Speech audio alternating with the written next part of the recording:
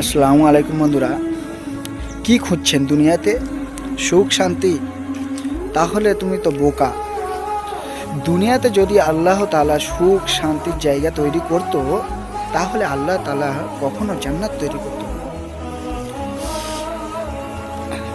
দুনিয়াতে কষ্ট তো অবশ্যই হবে, কারণ এখানে তো আমরা এসেছি কিছু সময়ের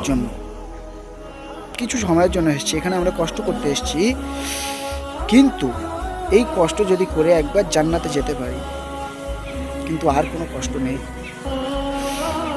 এই পৃথিবীতে বা এই দুনিয়াতে এসেছি আমরা কিছু সময়ের জন্য। সেই কষ্ট মুজাহিদা করে যদি আমরা যেতে পারি জান্নাতে, জান্নাত আল্লাহ আমাদেরকে এই জন্য জান্নাত বানিয়েছে, জান্নাতে যেন কোনো কষ্ট, কোনো দুঃখ, কোনো কষ্ট থাকবে না, সেই জন্য জান্নাত তৈরি করেছে। আর আমরা যদি দুনিয়াতে এসে সুখ শান্তি যদি খুঁজি, তাহলে আমাদের মধ্যে বোকা আর কে আছে?